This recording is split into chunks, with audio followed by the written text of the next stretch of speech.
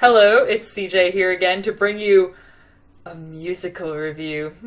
Yes, I am super excited to talk about Un Nouveau Voyage, a new Sailor Moon musical. I pray that I pronounced that correctly. I took German in high school, I didn't take French. It is the third of the reimagined Sailor Moon musicals in which they are performed in what's called, I have to look this up, a Takarazuka musical style, in which it's kind of like reverse Shakespeare where all the parts are played by women instead of men. It's a very interesting style, and I've been introduced to it through these new musicals. It's been really exciting. So yeah, this third musical came out. It's based on my second favorite arc of Sailor Moon, the Infinity arc. So I was very excited going in, and I'm excited to share my thoughts with you guys. Before I go into spoilers, I just want to give a kind of basic overview of what I thought of the musical. The past two musicals, La Reconquista and Petit Étranger, I believe that's how you pronounce it, forgive me if that's not.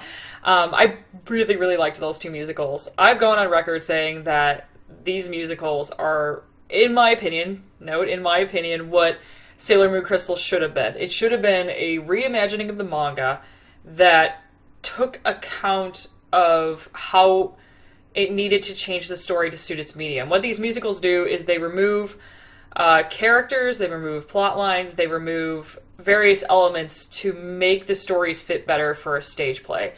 So I know that in one of the musicals, Luna and Artemis are played by real people. In fact, I'll actually show a picture of Artemis here. It cracks me up. Sorry, Artemis fans. I'm a huge fan of Artemis too, but just no, let's not have that. But anyway, so these musicals are really great. They really take the time to tell the story that we've been wanting to see. You know, we want to see the same. We want to see Sailor Moon fighting bad guys. We want to see Tuxedo Mask, being cheesy and great. But at the same time, we want to kind of see something new, and that's really what these musicals are for, is presenting the same story with some twists here and there. I won't spoil the other two musicals, but I will say that I was very impressed, especially with the second musical, because the second musical added a whole new twist we had never seen happen in Sailor Moon before, which was really great. So I kind of went into this one thinking that something similar might happen, like they might surprise us again. As it turns out, that's not the case. There's not really anything in this new musical that surprised me story-wise, with the exception of some comedy. They did add some comedic stuff to it that made it really fun.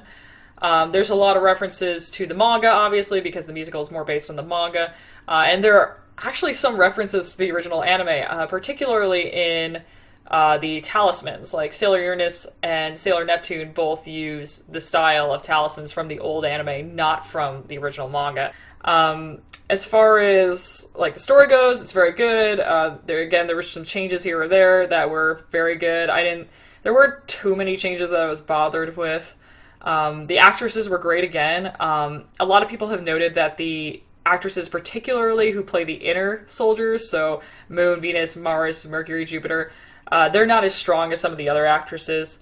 Particularly Moon. Every once in a while, she has just a really bad time singing, and I feel so bad for her. I really do. But everybody else that's introduced in this musical is really great. Sailor Saturn in particular, oh my gosh, Karin Takahashi. I actually had to look up her name.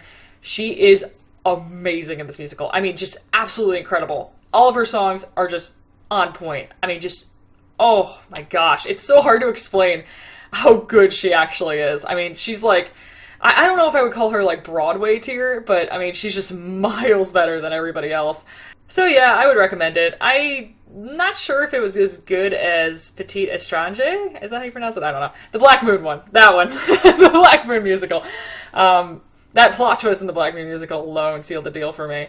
And before I go into spoilers, I would like to say, if you guys want me to review those other two musicals, let me know. I will actually do so, because they were both really fun too, and yeah, I'll do that. If people want it, I'll do it. So, from this point on, we will be going into spoilers, so please be careful. I'm just going to reveal pretty much everything, no holding back.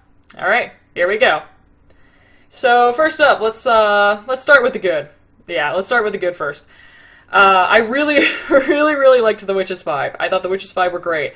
I was actually quite surprised. I didn't expect The Witches 5 to show up, considering that the Black Moon Sisters were not present in the last musical. I think that the Witches 5 were able to show up, though, because there's not really that many Infinity villains besides the Witches 5. I mean, there's Professor Tomo and there's Kaori Knight, but that's... I mean, oh, and obviously Phantom...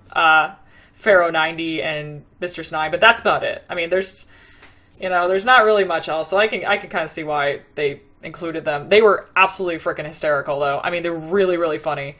I had a really good time watching them. The scene in particular that I laughed the hardest at with them was when the 4 lower witches decide to form their own group. They're like, they're kind of catty. They're like, ugh, our leader stinks. What's her face stinks? And they kind of like, they're like, we can capture Sailor Moon on our own. Yeah! And they like kind of go off and do their own thing. And they even sing a song about them being the Witches 4. And like Sailor Moon's like, but weren't you guys the Witches 5? Yeah, and they're like, whatever, it's old hat. So I thought that was pretty cool. Also, another good thing, the Witches 4, they actually identify Usagi by her hairstyle. They're like, hey, the one person around here with, like, those kind of hair buns, that's you. I was like, the Witches 5. Literally, the most intelligent Sailor Moon villains we have ever had. Like, they're the first to identify her by her hairstyle. I was laughing so hard. Like, and the audience didn't really laugh. I was like, you guys, do you realize what's happening here? So I don't know if that was intentionally funny or not, but that was really good. And speaking of identifying Usagi, they made a callback to the original anime where, I think in the original anime, it's been a long time since I've seen that episode, but Kaori Knight thinks that Usagi is Sailor Moon, and she has her cornered. And so what they do is they have Minako, excuse me, or Sailor Venus actually disguise herself as Sailor Moon using the Sailor V pen. Oh my gosh, I love the original anime. Don't get me wrong, I love it. But they do not use their disguise pens enough. Like, those disguise pens are really useful, and they just don't use them up. Anyways, so the actress for Sailor Venus came out. She was all decked up as Sailor Moon. It was great. I thought it was really funny, too, because they even made Sailor Chibi Moon dress up as Sailor Venus, which I thought was like, I'm like, there's a clear difference here. Like, the actress who looks like Sailor Moon clearly looks like Sailor Moon. I mean, that's, I can see people mistaking her, but not Chibi Moon. So that was pretty cool. And then my favorite song of all of them was probably the song between Rei, Sailor Neptune, and Kaori Knight about them seeing the future, about them seeing the apocalypse. That was very cool. I loved that they called back to the original the original manga in such a really positive way. Because there were some scenes where Rei would predict the future and Neptune, would look into her mirror and like predict the future. And so would Kaori Knight. Like that, it was such a cool way of like invoking that in such a dramatic and like amazing way. Like, it was so cool. It's so hard to describe without actually showing it. And of course, Miss, I believe her name is Yuga Yamato, the actress who plays Tuxedo Mask. Oh my. She is fine. She is amazing. She didn't really have that much, I don't want to say screen time, but she didn't really have that much stage time this time around. Compared to how she was in some of the other musicals. She's still great, but I mean, if you're in it to see her, she's not really in it that much this time around. But, I mean, that's a very minor complaint, and for what it was worth, when she was on stage, she was fantastic. So, that was pretty great. Alrighty, so, let's get on with the bad. Which really, I should clarify, there wasn't really that much bad in it. So Haruka, instead of being an F1 driver, is a pop idol. That I was kind of a little miffed at, considering I'll actually show a picture of it here. I actually have a Sailor Uranus little charm in my car, particularly because she's an F1 driver. I've always found that to be particularly cool about the character, but instead they made her a pop idol, which I was like, okay, I mean, it kind of works, but whatever. Another thing is the scene where Sailor Venus disguised herself as Sailor Moon. Now, I know what you're thinking. You just said this was a positive thing. Yes, but here's my issue with it. In the original anime, it was funny because Sailor Venus was in this exaggerated costume of Sailor Moon. I mean, it was very, very clear that she was not Sailor Moon. So it was very funny. And she did things that were not like Sailor Moon at all. Like I think she did a Sailor Moon kick, and stuff like that. In this musical, instead, she just acts like she's Sailor Moon. Like, literally just acts like she's Sailor Moon, and that's it. Like, she's just a perfect clone of Sailor Moon, which I thought wasn't that great. The only funny part was actually, like, Usagi telling her what to do, you know, like, cheering in the background, like, making poses. Like, if you've ever seen that gif of, Toddlers and Tiaras, where the toddler is dancing on stage, and her mom is, like, dancing in the audience, too, like, that's kind of what goes on. It's pretty funny, where, like, Usagi is, like, leading Minako to do what she needs to do. So that was pretty funny, but like, you know, the true heart of the scene wasn't really there, which I found to be somewhat disappointing. So yeah, that kind of stings. And then, the hosty language made me laugh pretty hard. What is a hosty? They were like, they'll suck out their souls, and therefore they're hosty. And I'm like, they're hosty? It sounds like Hostess cupcakes or something. Like, that was a little bit weird. And then there was some, how do I put this the right way, continuity errors with some of the props. Like some of the, like there was a scene with the Witches 5 where they were drinking tea. And then there was, so like, instead of having actual teacups, like literally like, they were just holding it like this. Like, and there was no tea cup at all. I was like, what? And then, so you think, okay, well maybe they just don't have any props on the stage for some reason, whatever. But then in a later part of the musical, they do have teacups. And I'm like, why? Not particularly the Witches 5, but like there's a scene too where like the inner soldiers are having lunch and they have like bowls and stuff, and I can't remember specifically when in the musical, but I remember pointing out that somebody actually did have a teacup on stage. And I was like, what? Why didn't you have it in the first part? Was there a mistake or something? I don't know. A major complaint I had was the character of, I had to look up her name because I can't pronounce it. It's Cyprine. She is the leader of the Witches 5. And I thought they were going to do something cool with this musical because the twist on that character is she's actually two people in one.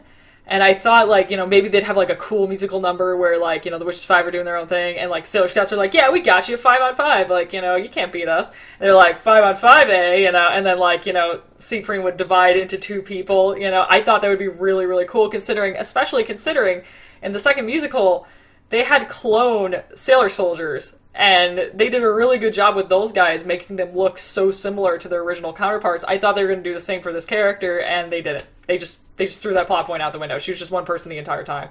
I gotta admit, I was a little bit disappointed about that. I thought that would have been a really cool twist to kind of show off, like, you know, especially with when you can do those kind of twists on stage, it's really cool. And I mean, they definitely could have done it. I don't know why they didn't do it. But that, again, is just a very minor complaint. It didn't really change the story that much at all. So, final thoughts. Again, I think this is probably, of the three musicals, I would say this is second best so far. The second one is my favorite, personally. Which is kind of weird, because the Black Moon arc is my least favorite arc of Sailor Moon. Maybe I was just so impressed with how well they did that I just like that musical so much. And the first one is probably the weakest of them, but I can't really blame that, because I can't blame it for that, because it's the first one. You know, they were just trying something new, and it's good on its own merits. I should probably talk about the fact that, like, 5 of the actresses are graduating. The inner soldiers, so Moon, Mercury, Venus, Mars, and Jupiter, are all graduating. Now, I'm going to put my little conspiracy theory hat on. Here we go. It's on nice and snug. Here's the thing. It's really, really hard to fire someone in Japan. Culturally, you just don't do it. You either, like, let them go gently, or you make it so that the work environment isn't suitable for them to work in anymore. So for them, they're like, okay, congratulations, actresses, you're aging out. You're graduating. My guess, and this again is conspiracy theory hat on, my guess is that they know that the actress for Sailor Moon isn't going to be able to hold her own for the Stars musical. That's just my guess, okay? This is not a fact. This is my opinion. This is my guess. Because if they're going to do it the manga way, then Sailor Moon is going to have to hold out on her own for a majority of the second act of the Stars musical. And I can't really blame them, because this current actress is great, but I mean, I don't think she can do it. I really don't think she can do it. So that's just my conspiracy theory, because, again, the actress who is playing Tuxedo Mask, she is staying. but the others are leaving. That's why I'm like, okay, there's something going on here. There's something a lot more going on here. Because she can stay, but the others can't. Like, what's going on? And I know it's because she's like the top billing actress. I get why they're not making her leave, but I mean, logically, if they're aging out, why isn't she aging out as well? I get she's an older actress, but it would make sense, right? So that's just my own opinion, though. And it was absolutely heartbreaking seeing the actress who played Venus. Just, oh my gosh, she was sobbing, just absolutely sobbing on stage during the finale. I mean, she just couldn't hold it in. It was so sad. I mean, just heartbreaking. So yeah, I really, really liked it. I cannot wait for the adaptations of Super S and Stars. I hope that they get some better actresses. And don't get me wrong, again, I should clarify, I really did like these actresses. I think they were great for their roles. And I'm excited to see them get even better actresses from this point on. Until next time, this is CJ, signing off.